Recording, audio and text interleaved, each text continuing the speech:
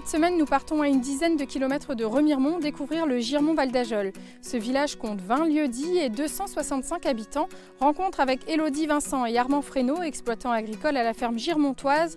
En fin d'émission, nous parcourrons le jardin d'une figue dans le poirier avec Marjolaine Touvenot et Lilian Didier. Mais tout de suite, c'est avec vous, Patrick Vincent, que nous débutons cette émission. Vous êtes le maire de la commune, vous avez entamé votre premier mandat il y a quelques mois maintenant. Pourquoi? Qu'est-ce qui vous a motivé à devenir maire du Girmont-Val d'Ajol? Ce qui m'a motivé à devenir maire du Girmont-Val d'Ajol, c'est que j'aime mon village.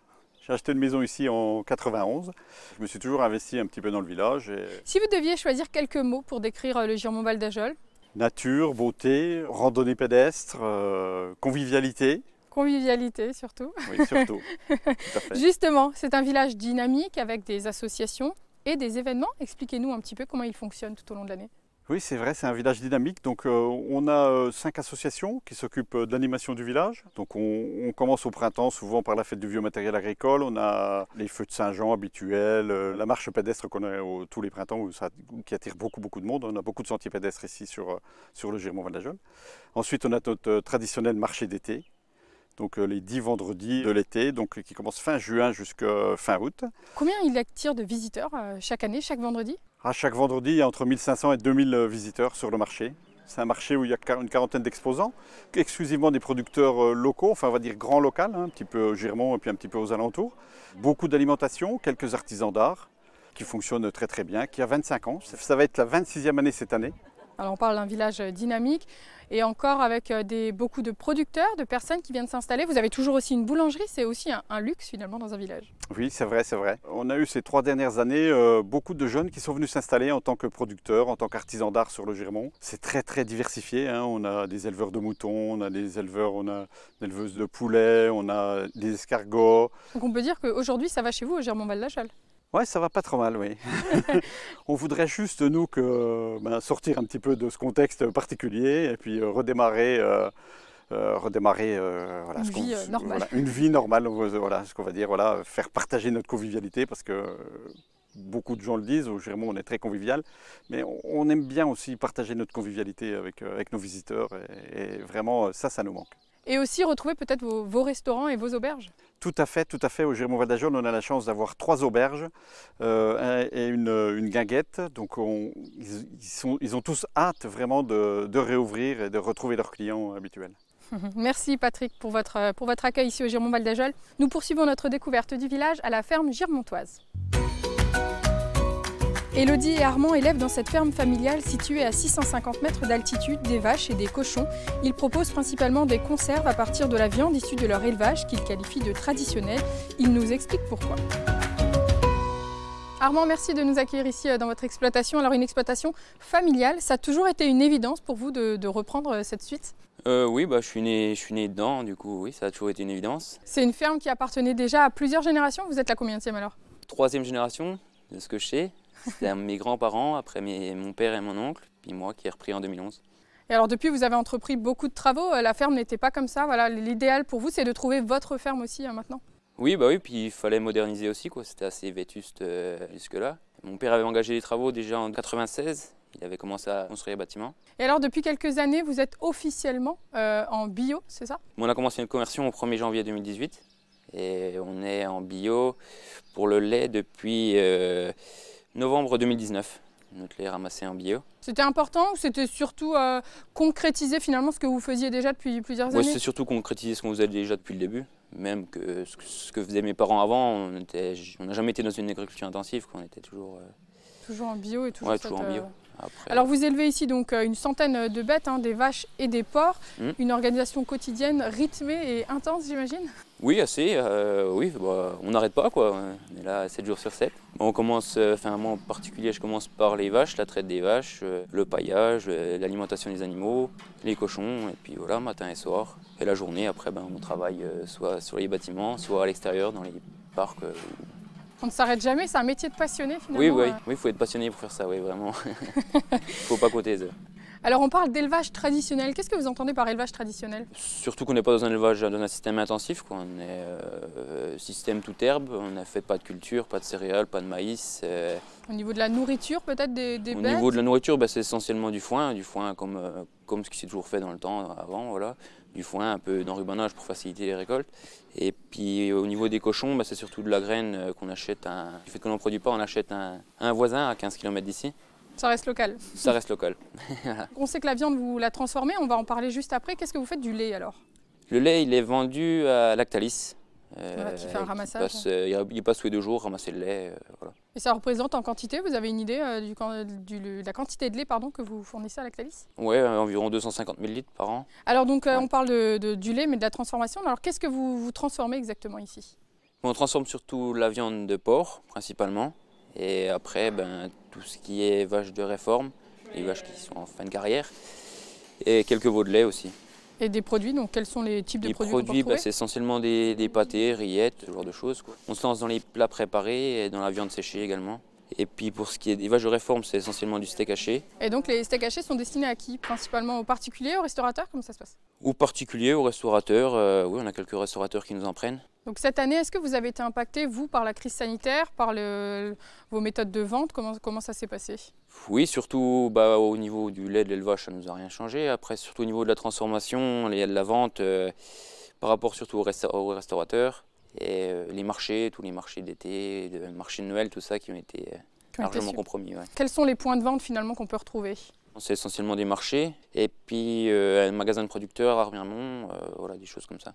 Des regroupements. Donc c'est Elodie qui s'occupe c'est Elodie qui s'occupe de toute la partie là. De toute la partie transformation.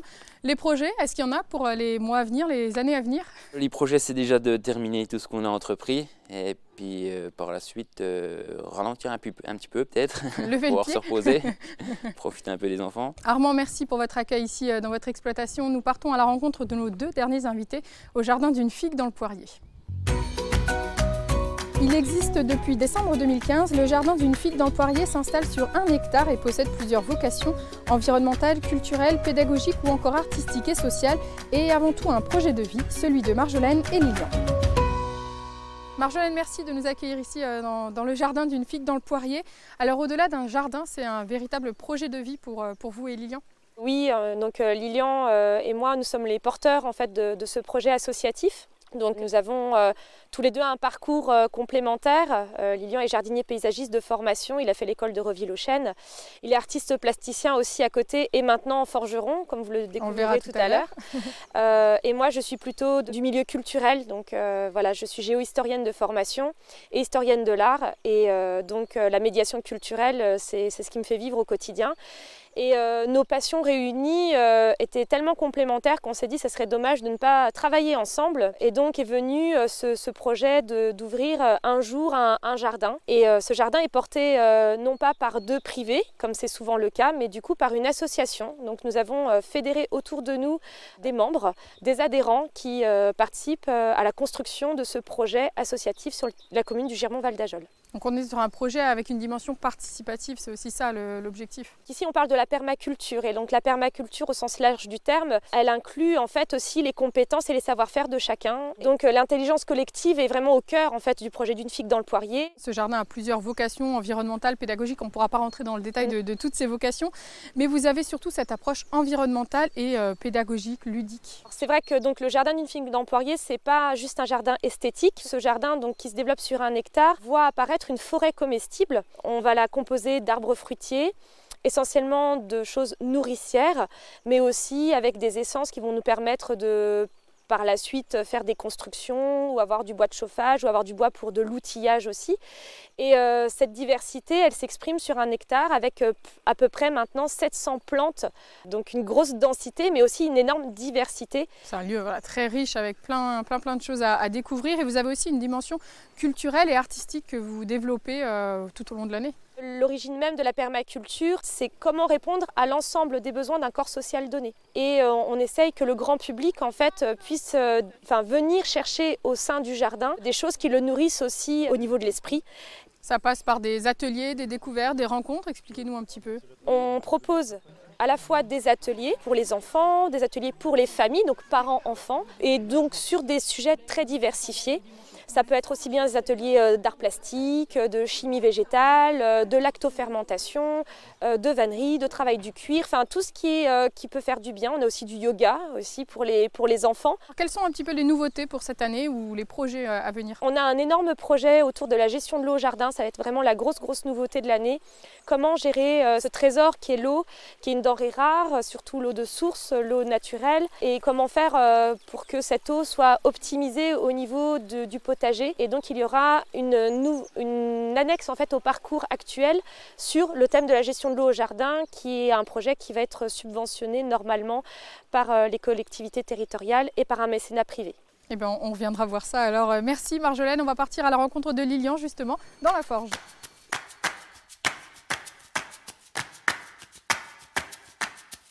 Lilian, alors nous sommes ici devant la forge, votre forge que vous avez construite. Comment elle est arrivée ici dans le jardin? Et la permaculture, son but premier, c'est de répondre à tous les besoins de l'humain et de la biodiversité. Et donc on pense souvent aux besoins vivriers, donc les fruits, les légumes, etc. Le besoin éducatif, le besoin de lien social, mais il y a aussi un besoin matériel qui est bien là, parce que travailler la terre ou cuisiner, etc. sans outils, c'est compliqué. Donc l'idée c'est de reforger des outils localement avec les techniques ancestrales et avec des matériaux au maximum de récupération. Qu'est-ce qui vous plaît vous dans ce métier? Alors on parle plus de métier d'artiste que de métier d'artisan dans votre cas? Ça dépend, c'est mon cas à moi, mais c'est un métier d'artisanat, d'art on va dire. Il y a une vraie volonté de mêler l'esthétique et le fonctionnel en fait. Donc l'ergonomie de l'outil, son efficacité, mais aussi sa beauté. Parce qu'un outil, un bel outil, on a envie d'en prendre soin et de le faire perdurer dans le temps. Quels sont les outils que vous fabriquez principalement? Je suis passionné par la nouveauté et puis la remise en question à chaque fois, parce qu'à chaque fois qu'on a quelqu'un qui va commander un outil, tout le monde fait une taille différente, un poids différent, une façon de travailler différente. Ce qui est passionnant, c'est de forger des outils pour les autres et de s'adapter à chaque fois. Alors vous partagez ce savoir-faire que vous avez appris, que vous avez maintenant. On est vraiment dans l'esprit encore là du jardin, la transmission, le partage à travers des stages et des initiations, des découvertes. Il y a toute une part, c'est même la plus grosse part de la forge de la Guilde du Graal, c'est de transmettre ce que j'ai pu apprendre moi. Parce qu'en France, on est passé par une période où il y avait presque plus de forgerons taillandiers. Donc le taillandier, c'est celui qui forge les outils pour les autres métiers. Là, on a la chance d'avoir quelques taillandiers qui sont allés se former à l'étranger, c'est le cas de mon formateur. Et donc j'ai pu aller apprendre avec lui par le biais de stages. Et je commence à transmettre à mon tour les choses que j'ai pu apprendre et expérimenter. Tout au long de l'année aussi, quand on vient visiter le jardin, il est possible de découvrir votre métier. C'est ça. On a quelques démonstrations de forge à la basse saison. Et puis à partir de cette année, en juin, juillet et août, tous les dimanches, je serai présent à la forge pour des démonstrations. Et là, c'est plutôt de l'échange avec le grand public pour sensibiliser sur ce que représente le métier de forgeron. Et puis dans un cadre qui est convivial, quoi. Merci Lilian de nous avoir partagé votre passion. Notre émission est terminée pour aujourd'hui. Je vous donne rendez-vous la semaine prochaine. À très bientôt.